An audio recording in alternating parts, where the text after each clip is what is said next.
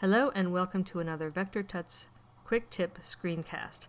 My name is Cheryl Graham and today I'm going to show you everything you always wanted to know about the Layers panel in Adobe Illustrator. You're probably familiar with the panel itself. It displays every layer in your document. On the left of the layer name and thumbnail is a triangle, sometimes called the flippy triangle or the disclosure triangle, which lets you see every element on each layer. The eyeballs on the left simply mean that the layer is visible. A lock icon next to an eyeball means that nothing can be selected or changed on that layer. A hollowed out eyeball icon means that this layer is viewed in outline mode. At the bottom you can see how many layers are in the document, pretty self-explanatory, and the trash can lets you delete a layer just by clicking on it, or you can drag the layer you want to get rid of to the trash can. This is the new layer icon. Next to it is the new sublayer icon. We'll get to that in a second.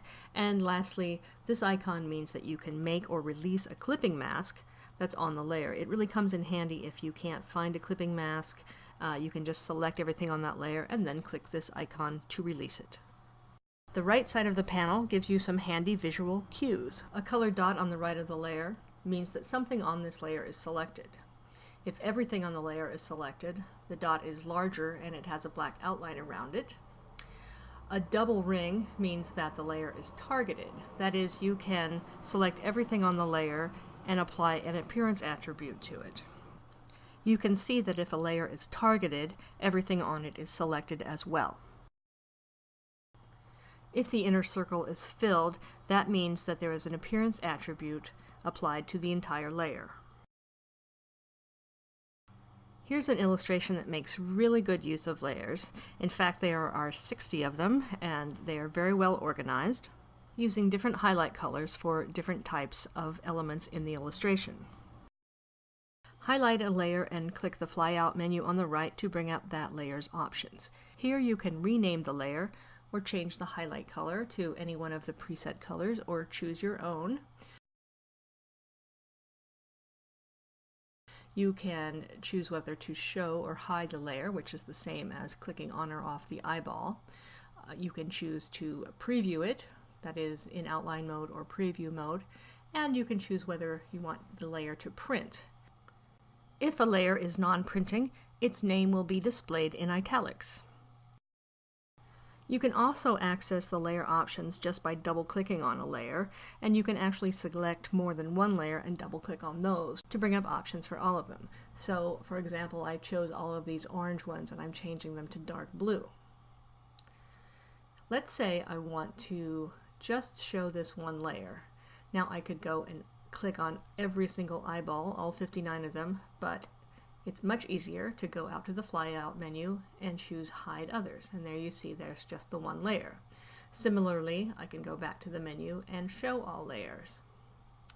If I want to show one layer in outline mode, I can Command click or Control click on Windows on the eyeball, and that makes that one layer show up in outline mode.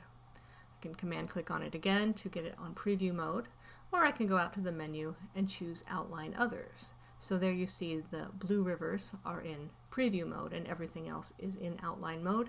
And then of course going back to the menu and choosing Preview All Layers.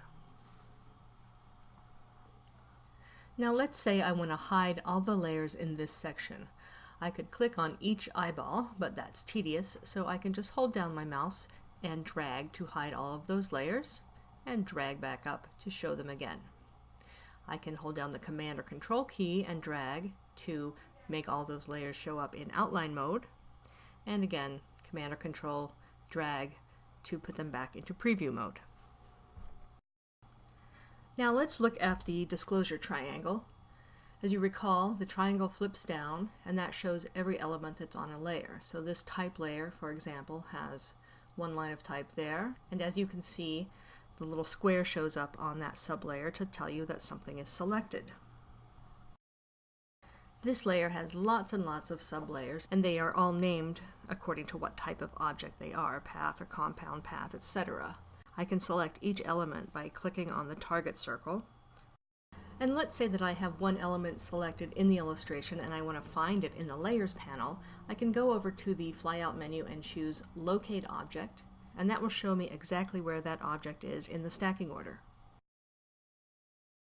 If you want to move something from one layer to another, just grab the little dot on the Layers panel and drag it down to the other layer. This acts as a proxy for that object, so you don't have to copy and paste. Now let's talk about targeting. Click the circle on the right-hand side of the panel to target the layer.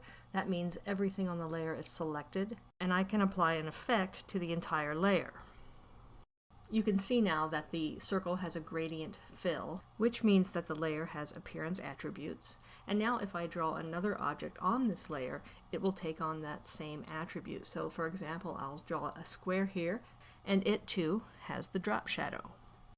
Okay, two last quick tricks. If you want to name a layer while you're creating it at the same time, hold down the Option key while clicking on the new layer icon.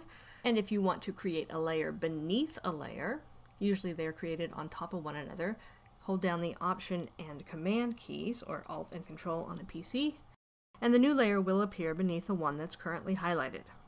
There's even more that you can do with the Layers panel, but I hope that this has helped you decipher some of those little icons on the panel itself, and that you will now work more efficiently with layers.